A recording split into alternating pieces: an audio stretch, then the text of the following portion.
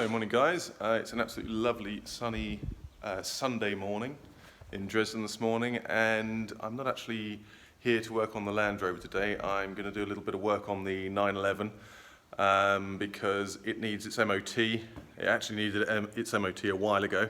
We're now in well, the middle of May, and it sort of ran out in March, so I've got to get that done. So hopefully book that in for Wednesday morning this week. So I've got a little bit of work to do on it. As I said, the handbrake, the only thing that needs doing really is the handbrake needs setting. After all the work that I did last year on the brakes, I never actually finished off the handbrake, so I am going to do that this morning.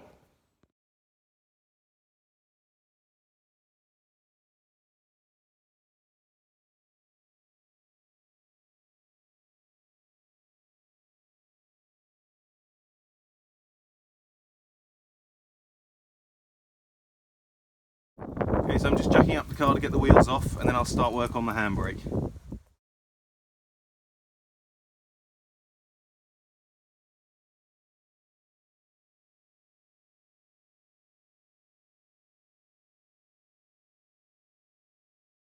So just a quick look at the calipers and brake discs. I've had those on there for about a year now. Replaced them, I think it was around May last year. Haven't done many miles, maybe 1,000 miles or so, but they're looking all right. A bit underused, I'd say, but they're fine. Because of all the work that I did on the brakes last year, I want to check the torque wrench settings on the calipers, which are the two big hex bolts behind this caliper here. So I'm just going to look up on the internet what the setting is. So I actually referred to an earlier video that I did on the torque wrench settings for the two hex bolts here. One there and one down there. First of all, it's a T55 hex bit. Goes in there like that. And the bolts, the settings are 63 foot-pounds or 85 Newton meters. Okay, so I'm just going to explain the procedure of how to set the emergency brake or the handbrake on the Porsche 996. So first of all, you have to do is jack up the car. Secondly, then you have to go into the cabin here, go into the center console. You have to remove these two items here. That plastic panel is held on with a little screw which goes in there, a little Torx bit, and then you take it up, and then you see this mechanism. So then what you have to do is loosen off these two nuts fully here, so there's absolutely no slack in the cables. Then what you have to do is you go to the rear discs and you line them up so that this lug nut hole lines up with a small cog in the handbrake mechanism, and you can see it if you use a flashlight, or if you've got a bright sunny day like today.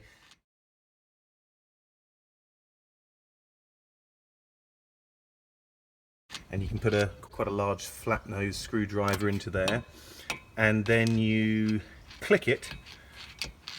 You can hear it clicking until the disc is then tight against the drum brake in the middle.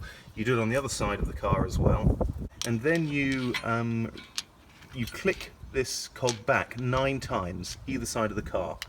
So 9 clicks. You can hear it, you can feel it as well through the screwdriver. It goes click, click, click 9 times. Then what you do is you go back into the cabin of the car.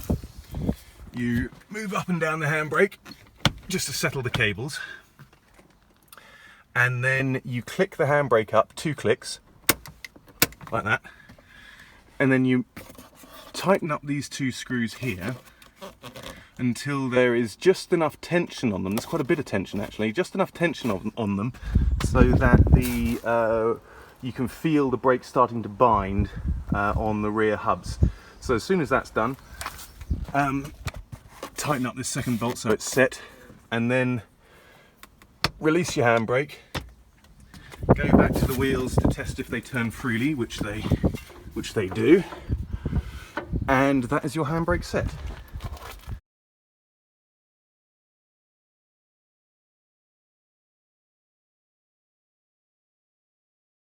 So while I've got the wheels off, I thought I'd take the opportunity to actually clean the insides of the wheels, because they're very difficult to get to when they're actually on the car because of the size of the rotors. I'm just literally using some washing liquid and water. Just give them a quick clean like that. Get behind the spokes as well. I thought also while I was under here, I'll give it a quick clean. clean up the calipers and stuff as much as I can. I also had a tip from somebody I bought some parts from not so long ago who said put some grease up there in the top of the strut mounts. So I've done that. Just tighten that up again. But also what I want to do here is I've got a bit of a squeak coming from both sides, and it's the bushings for the sway bar. So what I'm going to do is I'm going to take them off, put some grease in them, not too much, and then seal them back up again. Okay, so I've just taken those clamps off, cleaned them all up, well, as best as I can really with the time that I've got, and then re-greased insides and outside of those bushings and then tightened them up both sides. So I'll soon see on the cobblestones this evening on the way home whether that has helped or not. I hope it has, because the squeaking is really annoying. Okay, so I just wanted to show you how the car starts with the new battery in it now. I haven't done it before and after because the old one is completely dead and it's up there on the bench, but it was very weak and very slow when it was cranking the engine. So I had a chat with Porsche and found out that the proper battery for the car is a lot bigger, and they recommended an AGM battery, which is a new style battery, which is much better for the car. So I'm just going to start it now.